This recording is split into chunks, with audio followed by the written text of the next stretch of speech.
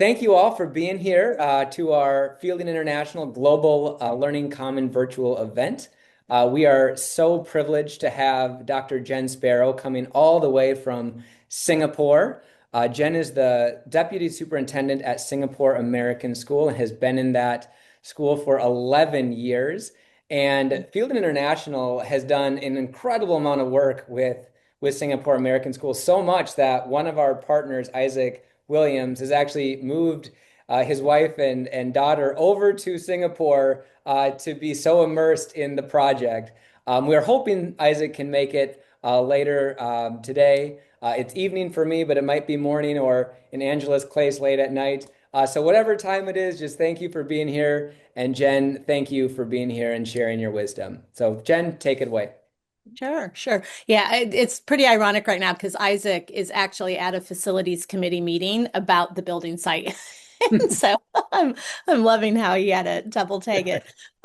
So today what I'm going to really be speaking about is our journey to reimagining our classrooms, and why we launched on this journey, and then how we've been collecting data along the way to inform what our final designs are. And so I'll be sharing with you some of the images of our journey as well as the data that we've collected and talking to you about that. I have, just to give you some context, I've been at SAS for 27 years. And so I actually was on the old campus and moved to this campus. And then when we made the decision to think about how we needed to revitalize this campus different, I was a part of the conversations about, do we do a rebuild? Do we just do a renovation? All of that. And then I've been a part of all of the process from, actually selecting Fielding International to getting our new elementary going, and now we're in the process of getting our new middle school going. So lots of experience in process. So if any point you have questions that maybe are a little off-piste, I'm happy to take a stab at those too from the overall collective approach that we've done. So Janet, do you mind sharing the deck?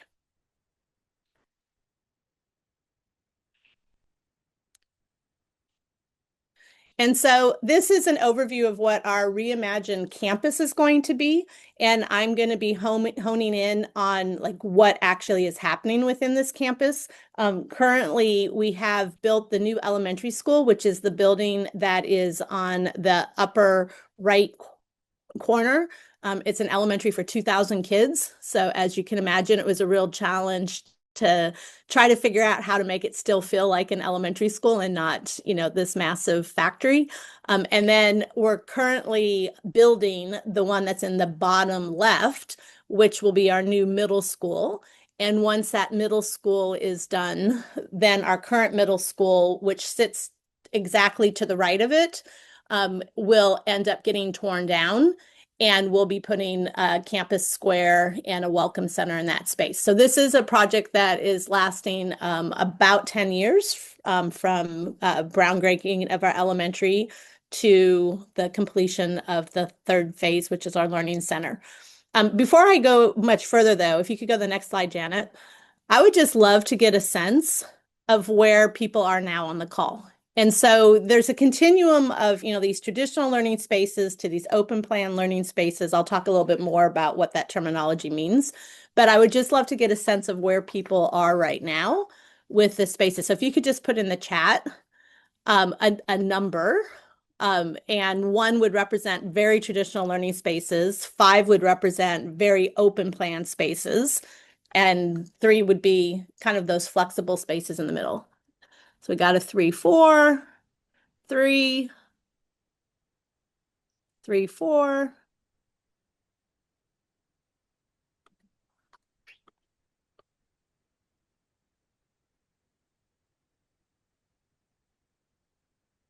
Okay, so we have a range, but I think more towards that upper end of the flexible to the open. And so that's good. I'm not having to spend a lot of time convincing people why this is a good conversation to have. So if you go to the next slide, the next question is, where do you want to be? Like, are you happy with being at a 3-4, or are you aspiring to go further?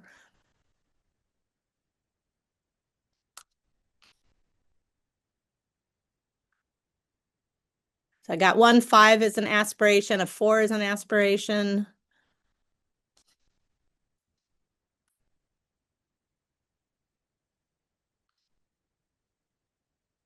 Do we have any others that we want to pop in? 4, 5, we want behaviors to match the space. Yep, 3 to 4 is where you want to be.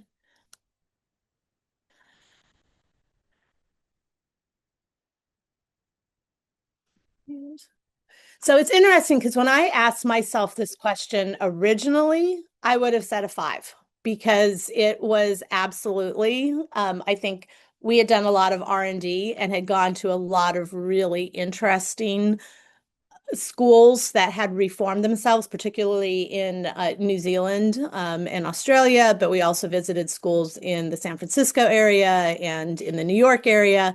And going into this, if you had asked me this question, I would have said a 5. You'll see where we've landed as we go through this. So that's a little teaser. So if you could go to the next slide.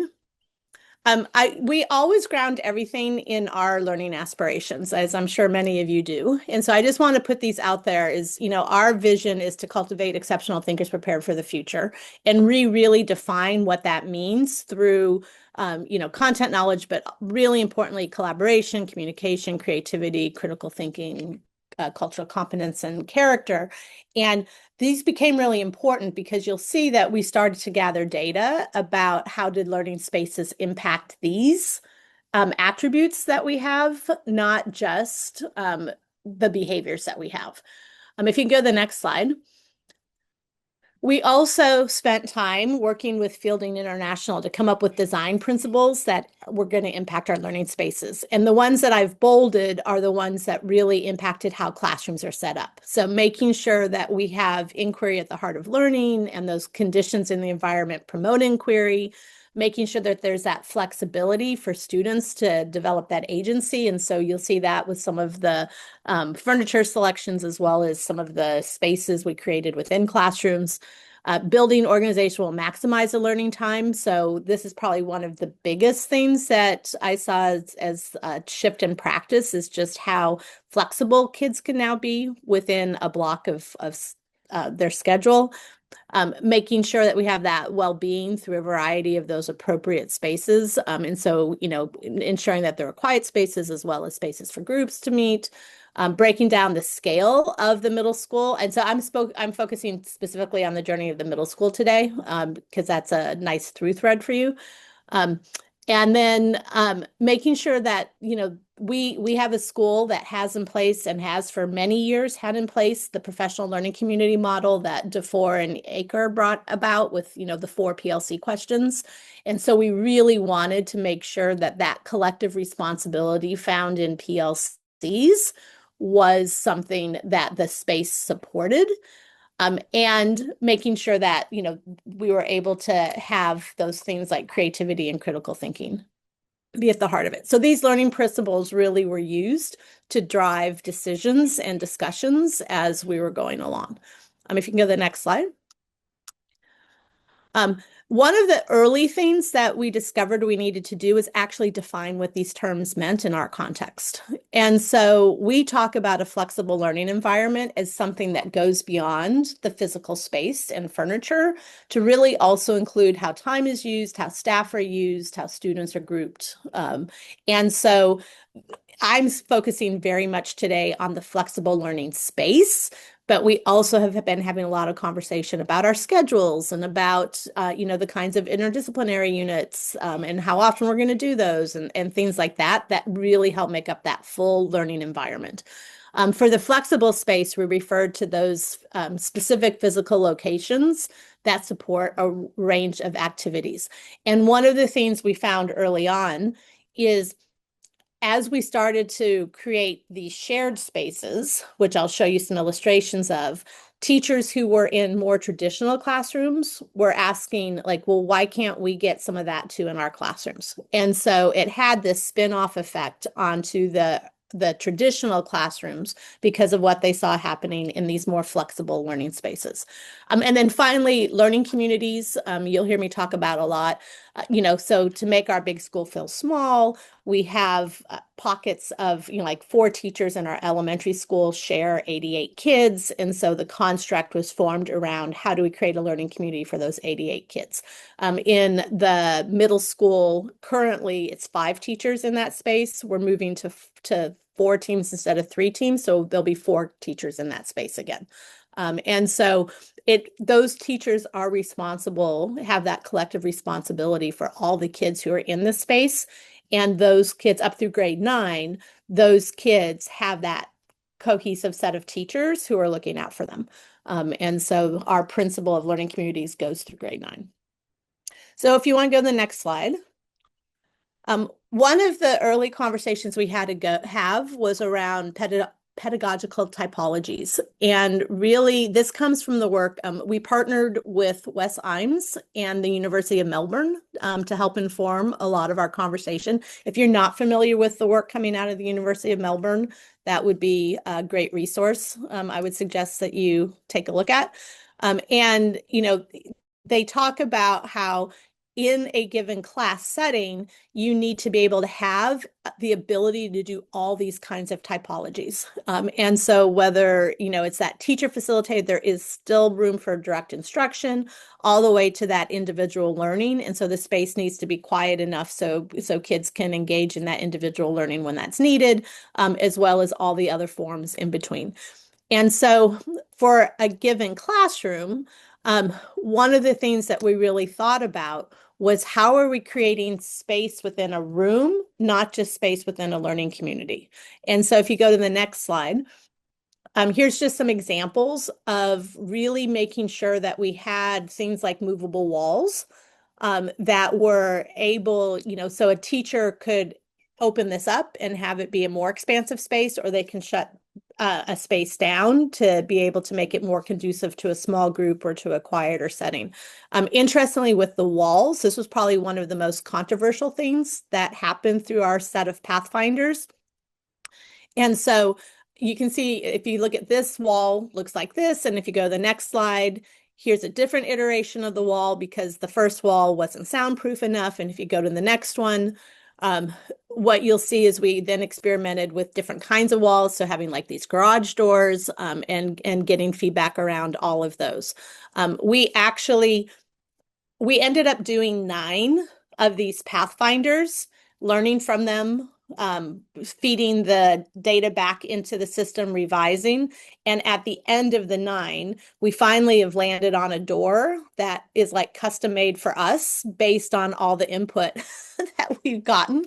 And I think we're at a spot where people are happy with the doors. But that, I will admit, was one of the most challenging things. Jen, If you go to, Jen, yes. if you could, can you just mention a little bit like what is a Pathfinder? Oh, You thank you. mentioned you have 9 of them. Can you just talk a little bit about what Yes. that is? Yeah. So we knew that we were going to be spending for the entire campus. The project is about $500 million. And before we jumped into this is what we want to design the campus to be, we wanted to make sure that we were actually living some of the experiences. And so we had initially one Pathfinder was our kindergarten spaces, and we had one 6th grade group, which is what I'll talk about in a minute. They lived in a renovated space that Fielding International had done for us for a year. And we really gathered a lot of data and feedback, which is what I'll talk about in a few minutes. And then we used that information to inform what the second iteration was. So we added then a grade 5 space in the elementary and a second grade 6 team. And then the next year we added a 3rd grade 6 team. And so currently, we have 6 of our 9 teams in the middle school are in Pathfinder spaces. And then prior to moving into the elementary, we had 2 teams that were in Pathfinder spaces, one at the lower and one at the upper. They also served as like lab sites. And so in the middle school currently, our 8th grade is not in Pathfinder sites or spaces because economically it didn't make sense to redo them with our move so soon. And those eighth grade teachers are able to go and spend time in the seventh grade space and really see themselves and prepare. And as I was saying, stuff that happened in those seventh grade Pathfinder spaces, eighth grade teachers were like, well, why can't we go ahead and do this now? Or why can't we have this in our space now? So really the idea of Pathfinders was to test things in a way that was giving us data to inform. And so I'll show you at the very end our final floor plan for our elementary, middle, and ninth grade. And you'll see how elements of the Pathfinders absolutely informed before we spent that, $500 million. That's helpful. Thank you for asking me to clarify. If you want to go to the next slide. One of the other things that we realized with those typologies was needing to be able to have the ability to have breakout rooms. And so you'll see that within the learning spaces, we have these little enclaves. Some of them only, can fit like 4 people. Some of them are a little bit larger in scope. We've moved our learning support and our EAL teachers to be embedded in these learning spaces. And so these are the rooms that they would use for that one-to-one instruction. But kids are also able to use these for their like if they have group projects that they're working on or need a space to go and connect. If you go to the next slide. We also wanted to make sure that we had space to promote teacher collaboration. And so we have a bunch of different designs that we've iterated to allow teachers to have that space really to move away from teachers still have a space in their classroom that they can put their stuff, but really the work of the PLC is done in these collaborative spaces. Go on the next slide. And then it's really making sure we have these, what they call cave spaces for that more quiet, focused work. And so we have these things that look like phone booths that are spread out throughout spaces. We also have these, what the 2 girls are in is like a little cubicle that sits in a space and it has air ventilation and, but it's very soundproof. And so, kids who need to have just that real quiet to be able to do whatever task have the choice to go into those. And then the last one, here's some other cave spaces. So, it's not just about like bringing in a physical structure, but there's ways you can see with the couches that have those high backs, it kind of promotes that. Or even there's some little nooks and crannies because of how the floor was set up, that they created these smaller cave spaces for kids to go into. Keep going. The last design feature that I'll talk about, or maybe the second to last, is having varied furniture. And so we really spent a lot of time in classrooms thinking about how there could be choice. One of the things about those chairs that's really nice is that they tip a little bit. And so instead of tipping all the way back, kids can get that kinetic energy out by just, rocking a little bit. But you can see that there's choices around how they can group together and then for individual seating. If you go to the next slide. There's some that's also a little more traditional, but this would be an example of where kids would come for a direct instruction lesson. And so even within that space for direct instruction, it's not just a whole bunch of rows that kids sit in, but some kids will sit on the floor, some will sit on the bench. Next slide. Having, the furniture that allows for those cave spaces, or having, like stools for kids to sit on. And so this is one of those features that we had a lot of our classes, the more traditional classrooms, asked for furniture like this to help make their classrooms feel a little more flexible. Keep going. The last concept I want to talk about, and then we'll jump into the data, is this idea called spatial typologies. And this is what I started with of that spectrum from traditional to open plan.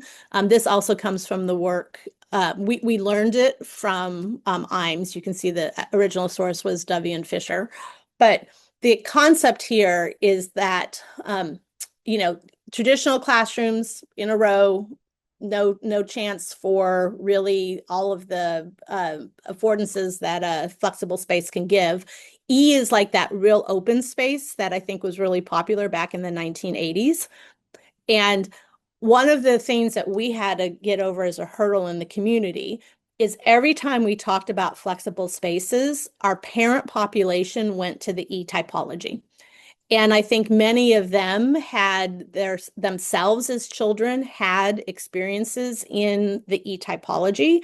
And so they had a lot of preconceived notion. And so one of the things we had to be really explicit about very early on is we're not talking about open spaces, we're talking about flexible spaces. And so flexible spaces really are the C and D typology.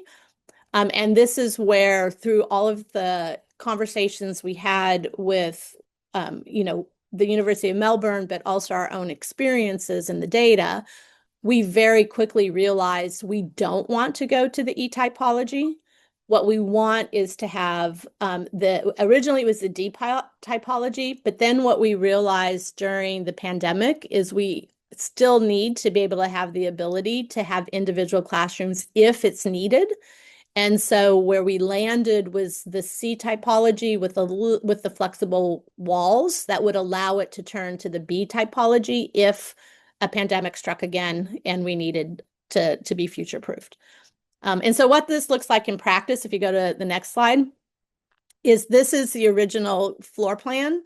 And you can see on this that, it's just a very traditional, it was a set of rooms, and we had one shared group room that teachers could access for teams, but very much that type A typology. And then the first Pathfinder, if you go to slide 20, you can see how they gutted it, and we had a space for two classrooms that were interconnected in that top right corner. There was like a group room area. There was another classroom that was then tucked over in that space that's the orange area, and there was just this idea of it being super fluid. And so in practice, if you look at 21, slide 21, like here's some photos that just show with a lot of glass and a lot of the sliding doors, it promoted this sense of openness. If you go to slide 22, this was actually a space that two classrooms were sharing, and the idea was that one classroom would be in one corner and the other classroom would be in the other corner for direct instruction, and then they'd intermingle. If you go to the next slide, that's just another angle of that the same thing. If you go down, those were the two RLA or ELA classes that would then move into the social studies class when needed. If you go down. And from all of that, what we realized is that it was too open. That was the feedback we got. And we needed to also think differently about the doors, the sliding doors, because they were really hard for teachers to maneuver in at a moment's during a lesson. And so they also did not have a closed collaboration space for them as teachers. It was like an open air collaboration space. And so from all of that, you can see that we created in the next version of our Pathfinder, the second sixth grade team, we created some changes based on that. And so in the second one, you're going to see that there are more discrete rooms that are put in place. There's a little room that has the round table in it. That's for the teachers to be able to collaborate in, so it's closed off. There are a couple of additional small working spaces, so teachers could bring teams of teachers in. And so the same kind of process happened again. And so if you go to slide 26, you can go through these quickly. Like here's examples. So you can already see the difference in the glass that was being used in between the spaces. If you go to the next one. And so it still allowed for that real open, but provide more privacy. So that's a small breakout room that was put in that they didn't have in the original. If you go to the next one. We continued to think about the kinds of doors. And so you can see that there were doors that pivoted open instead of slide open. And then there also were experimenting with changing space in using like movables, like the tall panel there. Go to the next slide. And then, having different furniture that also helped break up the space. Keep going. More breakout rooms. Keep going. And then we continued to get feedback that still was too open. And so you can see this is where, and on paper, this still looks like a very type A typology, but in reality, it's a very flexible space because a lot of those walls are very movable. And so when they're doing like one of their big interdisciplinary units, this will be pretty much an open space because kids are rotating through everything. But when they're doing their regular classroom instruction, it's three discrete classrooms that have interconnectivity between them. We also made a decision to have math be outside of the learning community, so it's in a room adjacent to it. And you'll see that that's the plan that we have in the high school now because of the feedback we had gotten. And so if you go down, slide 26. So again, now you're starting to see instead of the wall-to-wall or the floor-to-ceiling glass, it's partial glass because acoustics that helped. Keep going. You can see that I don't know if you noticed in the last one, the ceiling was more open because they thought it was going to be really cool and they realized the acoustics were not great. And so we have a different kind of ceiling that we've put in here. This is more in line with what we're doing. You can keep going through these. And so, continue to have some transparent spaces for small groups to be able to work in. That was more for like safeguarding to just be able to watch kids when they're, off doing things. Keep going. You can see that we do still have, so this is another iteration of a door that opens. These are doors that open very easily. And so teachers during a lesson could adjust as they wanted to. And those are the doors that are combining like one classroom with another. Keep going. And so, there's still nice big spaces. So this is one English class, and then in the distance is another English class. And so there's those gathering places that they could bring all of their 44 kids from two combined classes together, or they can have them separate. Go. Just another angle. You can see we continued with the different furniture. And you'll notice in this one that there's the drop ceiling panels, and that was to be able to help continue to dampen noise. And so we, while we were doing all of this around the furniture types and the ability to be the different kinds of typologies, we also were experimenting with ceilings and flooring and all of that. So keep going. And so what drove all of these conversations is we gathered data around effect size. And, this is not dissertation level data. This is our own data. And so, but we used it to inform. And if you're familiar with effect size, anything that is 0.4 or higher is a desired effect. And one of the, if you want to go to the next slide, one of the things that was beautiful about having Pathfinders is we had traditional classrooms happening side by side. And so we were able to ask questions of our kids or do observations and then make comparisons between flexible learning environments and traditional classrooms. And so, you can see sense of community, in the early days, there really wasn't a massive effect size difference. As we made some adjustments to how teachers were preparing kids for those spaces, you could see an increase in that. And so there was a difference in the effect size. If you go to the next one, having that opportunity to make connections, there definitely is increase because of the way that they're able to just more easily integrate, because on the fly, they don't have to do it as like a predetermined. They can do it like the day of, as they're talking with each other as faculty. They can be like, oh, hey, yeah, you're doing that, I'm doing this. And then kids are able to benefit from those more on the fly kind of connections that are being made. Next one. This is one where we wanted a negative effect size because one of the big complaints or concerns we were hearing from parents and from some faculty is like the spaces were going to be too loud. And so, we were able to ask this question. And as you can see, I think because of all the different little things that are in the learning spaces, they actually had an ability to find places where they weren't being distracted, actually as much as in a traditional classroom. That was a good negative. Finding a quiet place to work. This is where, as you saw in further iterations, we brought in more of those cave spaces and those small breakout rooms. And so that was a place that really increased. And regular classrooms just don't have the room for that kind of stuff. And so that was an interesting one for us. Keep going. This was about last year because we did this midway through the year and not every team had gotten into some of their interdisciplinary units, but you can see like this was a significant one. And, we saw similar, not as high as effect size, but similar kind of impact on collaboration and that ability to collaborate with a wider range of kids. Keep going. Same thing with creativity. There was a positive impact on their ability to be creative. Keep going. Collaboration, I already talked about. Keep going.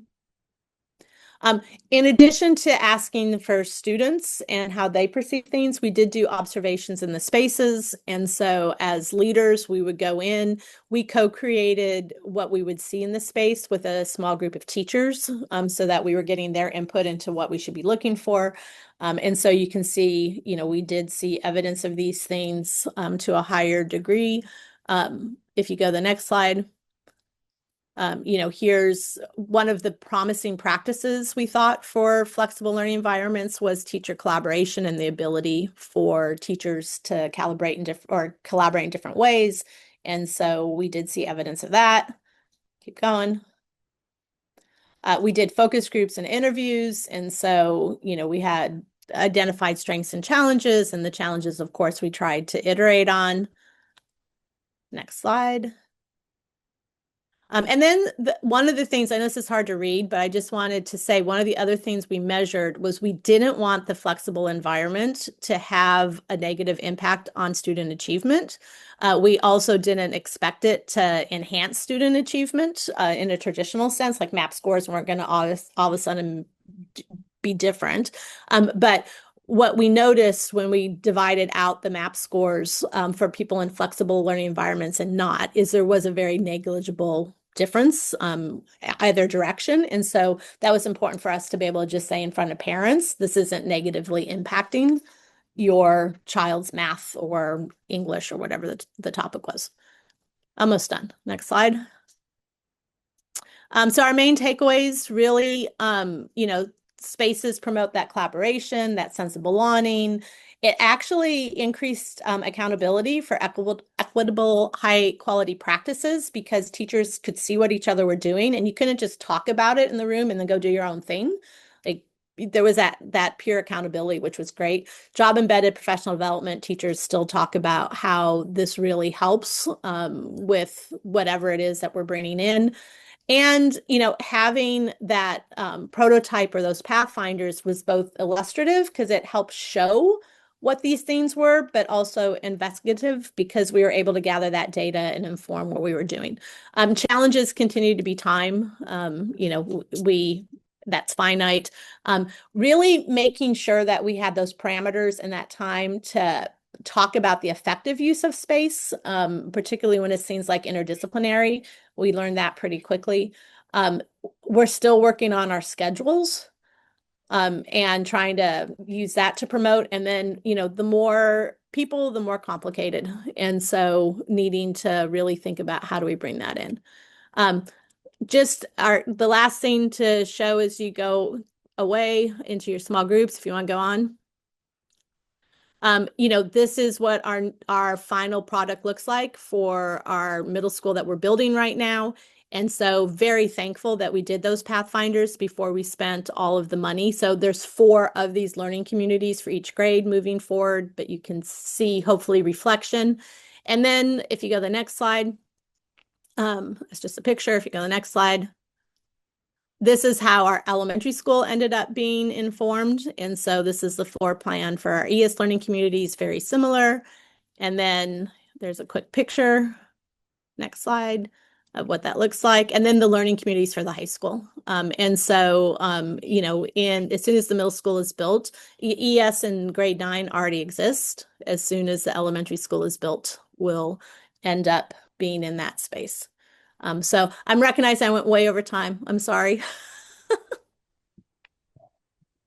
I was paying attention to Angela and Liz who were doing a lot of head nodding, and I know I got caught up in like, oh yeah.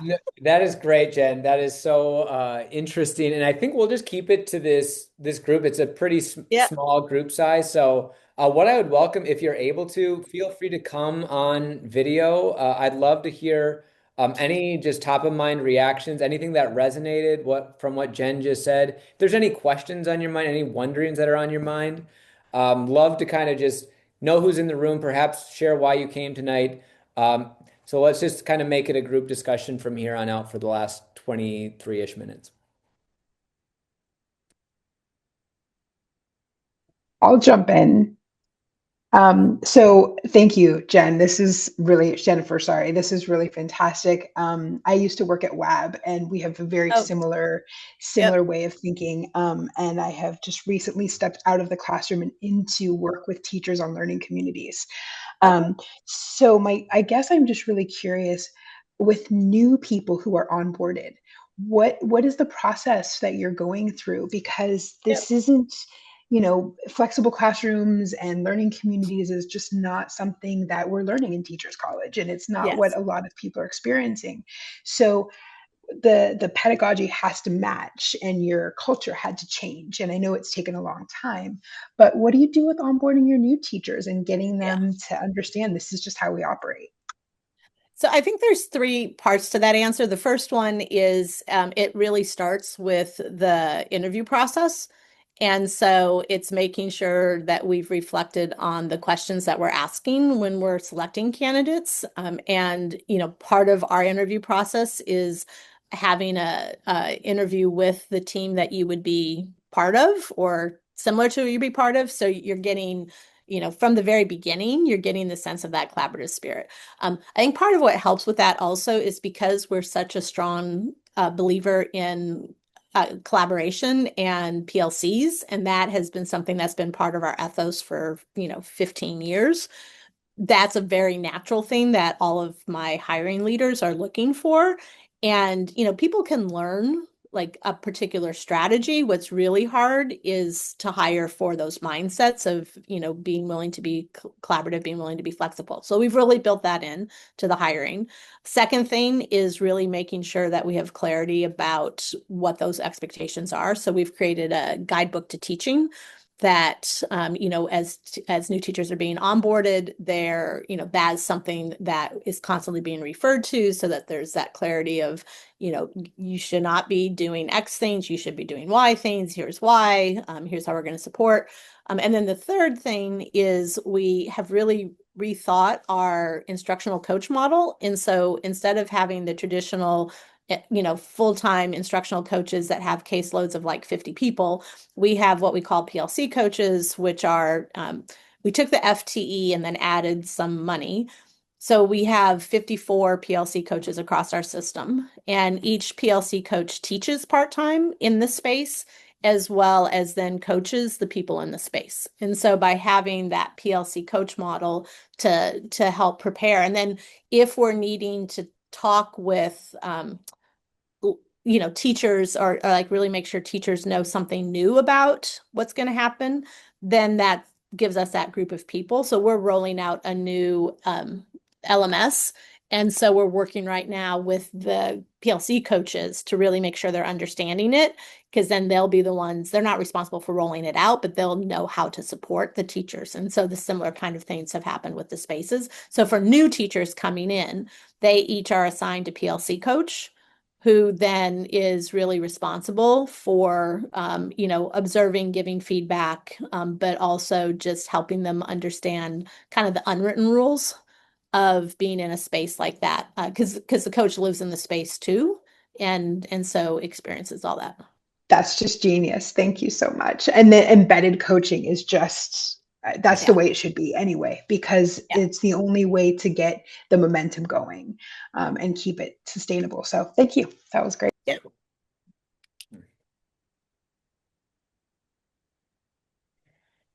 Jen, one of the things that I have really been enjoying about listening to the process is the iterative nature of it, in the sense that having your own benchmarks and being able to confidently as a group work with so many parts and pieces moving all the time, make these incremental changes, learn actively from what is working and what needs to be tweaked. And I wonder if you could tell us a little bit more about some of the cadence of check-in with your operational Mhm. team, or, Yeah. how you kind of Yeah. establish that. Yeah. So we have a weekly, we call it the Campus Upgrade Project, so CUP.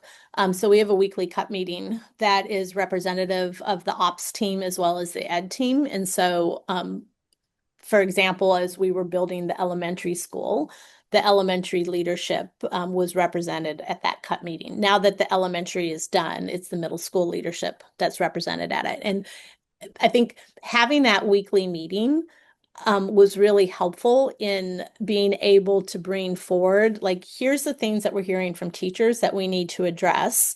And then the ops team would go and address it. Or there were times, particularly when we were doing the move itself, that the ops team was able to come to the ed team and say, hey, this thing is happening. We need to get in front of it. And so it just really gave a space for that. And so the regularity, and sometimes the meetings like are 15 minutes because there's not anything, it's just a quick touch base. But other times the meetings are really meaty because there's something that's happening. And then I can't say enough how blessed we've been having Isaac on site. So, the chief architect of the whole project has his child in the school. And so like he's living it. And I think he's able to, he's connected with faculty in a very personal way because this is his community, and his wife is very connected. And so, he's able to come at it from a perspective that I think has that engineering architecture background, but then is like, here's the lived reality of the SAS community. That's just beautiful. Lovely. Yeah, that's great to hear. And I think we're all in agreement here that it takes the whole village to do It those sure things. does. Yeah. Where can we leverage and hold that space together? Thank you. Jennifer, sort of building on Anna's observation about the iterative nature, I'm wondering if there has been an unexpected and sort of delightful extension of your way of looking at all problems because you've Yeah. gone through this sort of Pathfinder process, right? Thinking Yeah. mostly about the learning environment and the space. But I wonder what lessons as a community you've learned about taking a look at a problem and trying a small incremental step of solution. I'd just love to hear a little bit Yeah. about that. So that whole concept, really a Pathfinder in its essence, is research and development, right? And so, we use that approach for research and development in many, many ways. And, whether it's looking at bringing in programming differently, whether it's looking at thinking about courses differently. When we did, it's probably about 10 years ago, we did this really robust R&D, like our original R&D. So actually it's longer than that. It's like 15 years ago now, because it's what launched us doing all the building stuff. We just asked the question. We had a superintendent who came at the time, Chip Kimball, who asked the question, like, what do we need to do to become better? And, we're already a great school, but I think there was a level of complacency in resting on our laurels. And so he was really smart, and he sent, I want to say it was about 110 of us out over the course of 3 years to different schools. And our initial schools were just schools that were on our radar for doing really interesting things, like High Tech High in California. And then when we go to that school, we'd say, what other school should we go visit? And so we had like trips to New Zealand, and all of this is super resource intense. And so the board, was behind this and gave money and blah, blah, blah. And from that, we ended up identifying, like, the physical was one, but we also identified things like bringing an advisory group, or thinking about interdisciplinary units in a different way, or moving towards advanced studies and not just having advanced placement. And so for all of those that I just named, we would have had a similar kind of process of like, how do we start small? How do we learn from it? How do we then You know, I don't like the word pilot because pilot, I think, is you may or may not do it. So we would call it prototype. So, like, how do we prototype this and then learn from that, iterate? And obviously, things that were really good for kids, like advisory, didn't take 10 years to make that happen. You know, it was a very like a 1 year, and then we went. But that thought process of gathering data, reflecting on the data, making sure that we were being as informed as we could. And then the other piece was really around how do we bring the community along? And so finding lots of opportunities for parents to be engaged and to be a part of the process in an appropriate way um, is also built into that R&D. Yeah. Jen, can I ask for a couple questions about the data? So Sure. one, I'm curious about just the story on how the partnership with the university came about, who initiated, did you reach out to them? And then even like some of the nitty-gritties in terms of like, how did you come up with the questions, and how did you collect the data and analyze it? And then at the very end, once you had that, have you used it to sort of inform your practice at all and some of your decision making? Yeah. So the first part of that, when we were doing the R&D with in Australia, like when we went on those trips I was talking about years ago, um, the University of Melbourne in West Imes had done a lot of work with the schools that we visited in Australia. And then they had started to expand to the schools that we were visiting, like Stonefields in New Zealand. And so anytime we would go on one of these trips, we would ask like, who's really influenced your work? What other schools inspire you? Things like that. And so his name came up on the radar when we were in those conversations. And then it was our middle school principal that, you know, reached out to him. And, you know, turns out that they have, I think it's an annual conference that they do on learning spaces. And so we sent a team to that. And then you know, my lot are pretty friendly. And so I think they ended up having him go out for a beer with them. And, you know, they ended up becoming fast friends. And then he invited us to be a part of this research project. And I know he's always looking for other schools. And so if that's something that's interesting for people, I can connect you with Chris, who can connect you with Wes. So that's the first part. Second part is, you know, we have a data analyst on site and, you know, he does data in a whole variety of ways. But I know when we were working on what questions to collect, he was helping us think through. And in those early days, the questions really were gathering data about what we knew were the greatest concerns. So, like ability for noise, finding a quiet space. You know, we had been saying very vocally that one of the reasons we were excited about this was the ability for kids to connect with their teachers in different ways, their peers in different ways. So that was the initial set of questions. And then we moved into, in further years, asking additional questions as things popped out. I should also name, and I know like SAS is a unicorn in that the resources we have are insane. But maybe one of these will take an idea. The other thing that we have is an on-site doctorate program through the University of California, Southern California. And in order for the faculty to get the scholarship that we offer to support the program, they have to do a dissertation on a problem of practice here at SAS. And so we've had two of our doctoral students who have done their dissertations on learning spaces. And so that's not the data I'm sharing with you, but from their stuff, they were also asking questions that we were like, oh yeah, that should be a good question. And so that's how those questions came about, and they still continue to live. And then you know, what was your third question?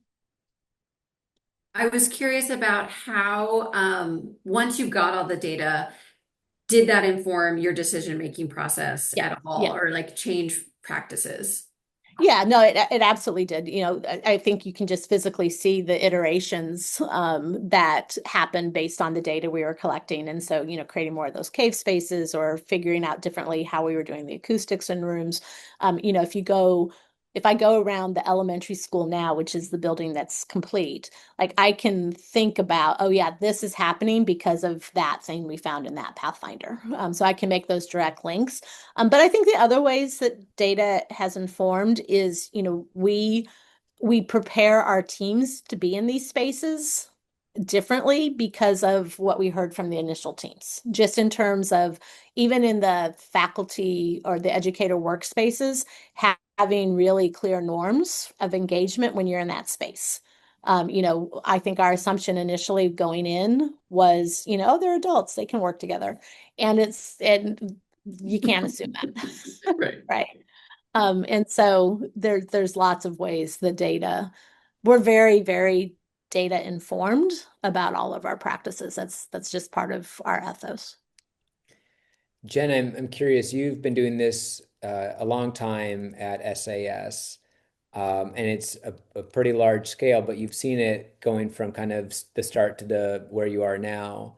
I'm curious if you had to speak to someone, it doesn't have to be an international school, it could be a district in America or somewhere else around the world that's recognizing the need to kind of create environments that are more aligned with the vision that they have, which oftentimes we find that a lot of schools' visions are very much out of alignment with, their environments and their program. But they recognize that they're out of alignment, but they need a place to start. What would you recommend that they might do to get started in the process? I think the first step is to just go slow to go fast, right? Like find ways to, um, you know, have a Zoom call with people in schools that are already doing this to be able to learn from them. Have the ability, you don't have to physically send someone, but there are absolutely ways to connect.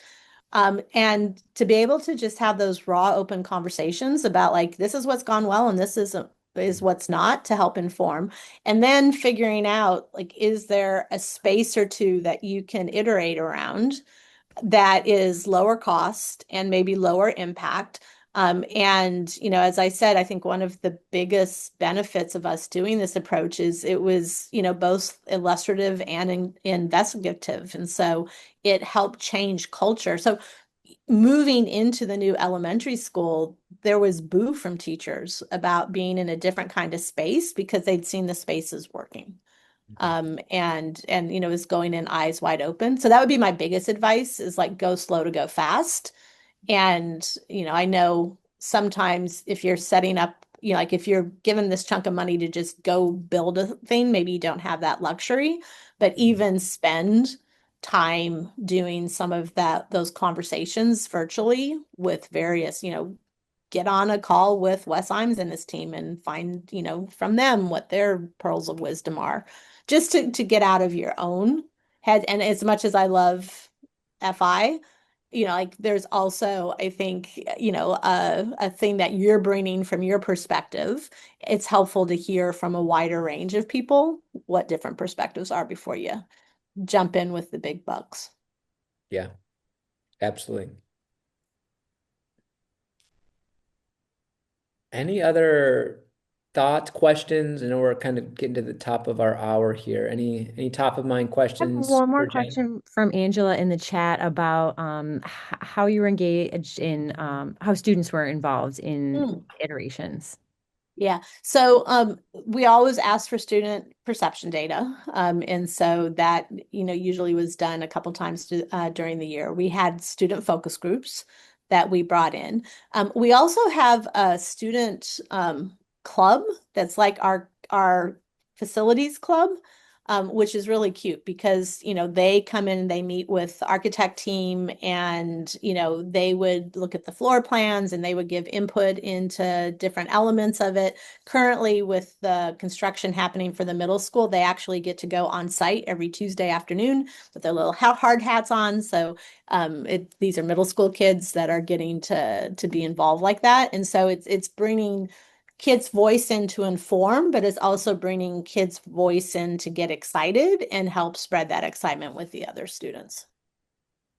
And Jen, there's also one question asking if the slides that you shared were publicly viewable through a link. I mean, I'm happy to have you guys figure out how to share them out. Okay, we I can sent do you, that. yeah, yeah. Okay, So hang tight and I'll put it right in the chat. excellent. And Liz says if there's time to talk 1 minute about exterior learning spaces within a campus. Yep. What's your question, Liz? I just love to know what your thinking was, right? With, how, again, your lessons in thinking about internal flexibility extended to thinking about learning on your campus beyond the walls of the Yes. beautiful school. So, we have as one of our design principles is nature is the third teacher, and how do you bring that in? And so, really thinking from an aesthetic, every classroom now has views of the outside in ways that they didn't always in our old structure. And so there's elements of that, but also really that concept of creating different kinds of experiences for kids outside is as important as in the classroom. And so, in our new elementary, the classrooms open up onto these terraces, and on these terraces, you have some of the activity places like kids can choose to go sit outside, and they've made sure, with the shade and with fans that it's comfortable to be out there. On the playground spaces, we've created places where kids could gather and be a little more quiet and have, more of that kind of cave space on a playground, to obviously having massive pitches where kids can, do all the things that they love to do running around. We really thought strategically about the kind of playground equipment we have. And so we worked with, I don't know the name of the company, but a group that has expertise in playgrounds for kids.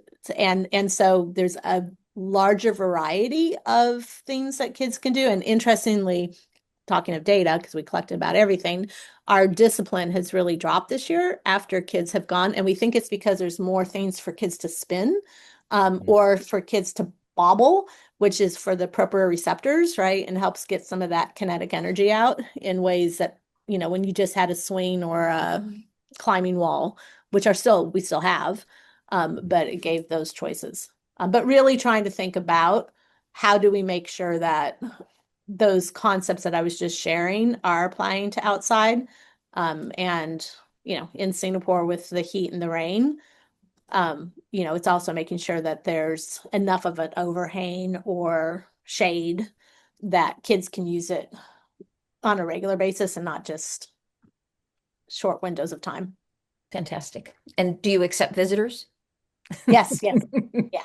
Oh, good. Yeah. So anyone who wants to come, you just let me know and I'll connect you. In fact, we have some people coming next Tuesday that are here to look at our STEM spaces and how we've set those up. Well, Jen, so thank you. I'm actually jockeying our partners to have our next firm retreat at Singapore American School. You should. It sounds like it might be a little logistical nightmare, but I really appreciate Yeah. you coming on here from around the world. Just want to give a quick heads up. Next month, we are going to have a virtual event for the GLC, and we are going to keep it international. We have a team coming on from 100, which are based in Helsinki, Finland. And they do some of the really interesting work to curate 100 innovative ideas in education every year. They're going to share some of those things specifically related to learning environments and how you can potentially submit your own innovation for their collection. So more information coming about that. We'll get the date sent out to you, but really appreciate your time and see you next time.